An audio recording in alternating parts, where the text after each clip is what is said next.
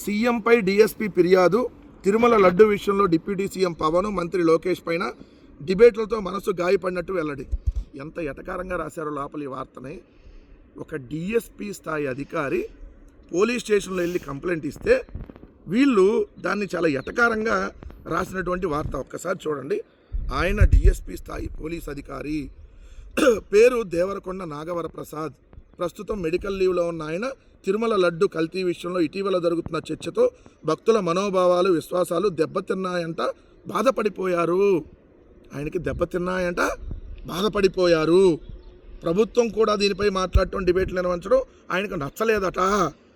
అందుకని సీఎం చంద్రబాబు పైనే పోలీసులకు ఫిర్యాదు చేశారు. సో అనంతపురం జిల్లాలో పీటీసీగా పోస్ట్ ఇవ్వగా అక్కడికి వెళ్ళటం ఇష్టం లేదని మీడియాకు వివరించారు. ప్రస్తుతం మెడికల్ లీవ్లో ఉన్నట్టు చెప్పారు. వాలంటీర్ రిటైర్మెంట్కి దరఖాస్తు చేసుకున్నానని.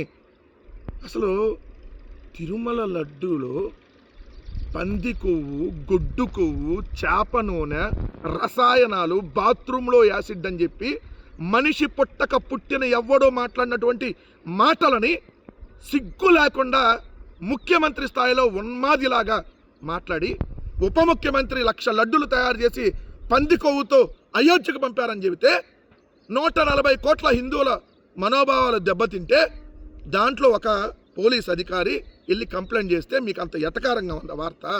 బాధపడిందంట, గాయపడిందంట మనసు, నచ్చలేదట, ఫిర్యాదు చేశారు, ఇలా రాశారు కదా. మీకు ఆనందంగా ఉంటుందేమో.